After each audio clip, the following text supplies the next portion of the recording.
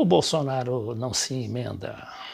Continua a dar pretexto ao inimigo, sobretudo à Rede Globo de televisão, que está no seu encalço, inclusive patrocinando aquela campanha pela cassação de seu filho, o deputado Eduardo Bolsonaro, por defender o AI-5, um instrumento ditatorial.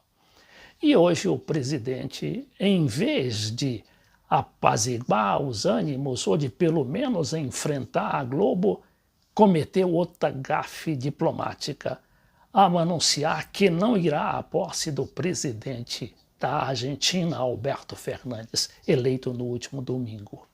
Enquanto o próprio guru do Bolsonaro, o Donald Trump, telefonava para o Alberto Fernandes com o fim de felicitá-lo pelo triunfo eleitoral e também se colocando à disposição do novo presidente. Bolsonaro teve um encontro com militantes, ao qual também compareceu à imprensa. Alguns jornalistas lhe fizeram perguntas. E ele comentou a situação da Argentina, dizendo que não pretende fazer retaliação ao Alberto Fernandes. Mas quando foi perguntado por um repórter sobre se iria ou não à posse do novo presidente no dia 10 de dezembro, ele comentou: O senhor deve ir na posse em dezembro? Não vou falar nem Deus, não vou. Ele disse que não vai falar se deve ou se não deve ir à posse. Eu não vou à posse. Quer dizer, o presidente sem a menor condição, sem a menor temperança, sem o menor comedimento diplomático, pelo menos, para pelo menos dosar as palavras. Ele não, ele é descortês, é grosseiro até. Mas até onde isso vai levar o governo Bolsonaro?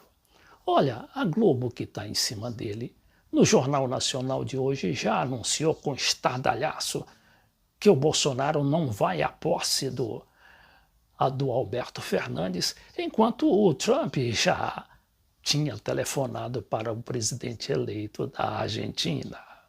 Mas, em meio a essa celeuma diplomática e política interna também, a gente vê o dedo do FMI na próxima reforma administrativa. Essa sim que vem aí muito mais perigosa do que a reforma da Previdência para desmontar a máquina administrativa, a máquina estatal.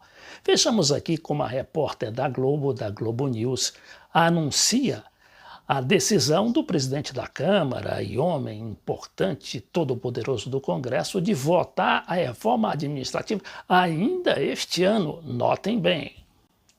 O mundo, mas então o FMI fala, e aí Brasil, legal que a reforma da Previdência avançou, mas o FMI fala que é importante ter uma agenda robusta de avanço das reformas aqui dentro do Brasil. Para isso é preciso realmente... Agora o FMI, a Globo dizendo que o FMI fala isso e fala aquilo.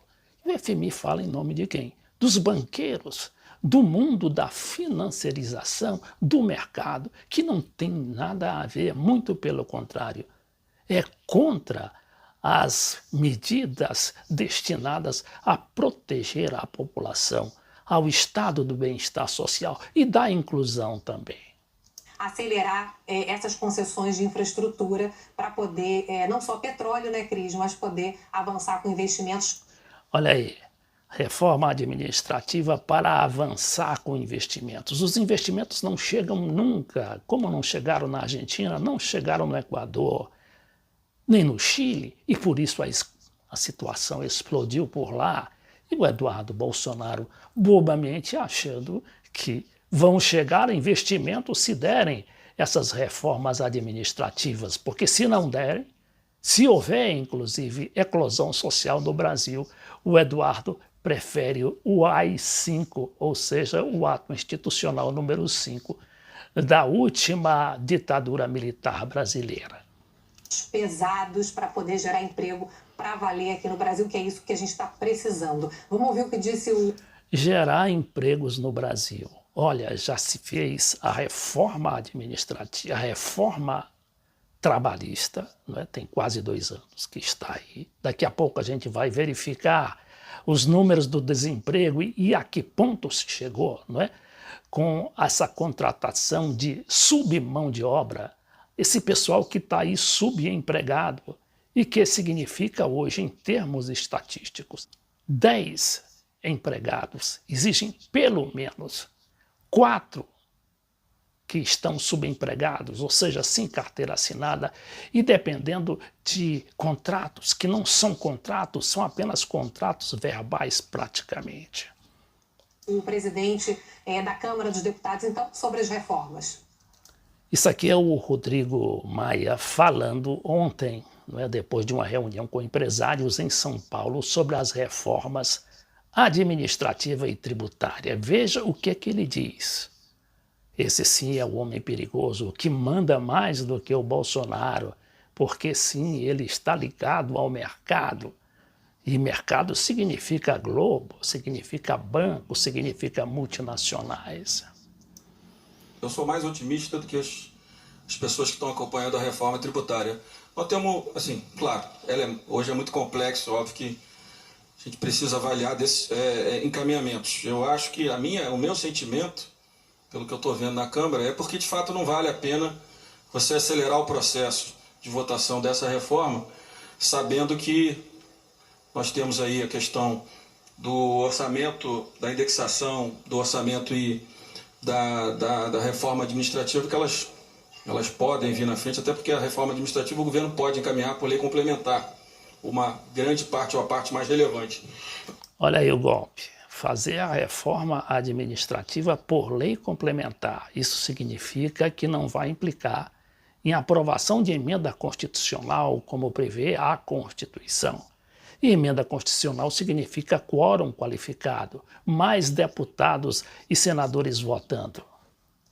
Mas eu estou confiante. Eu acho assim, tirando um problema que você vai ter no setor de serviços, eu não vejo grandes problemas assim, na reforma tributária. Eu sou otimista, sou confiante, acho que tem maioria para aprová-la. E eles dizem que essas reformas todas vêm para trazer emprego. Só que o emprego não chega.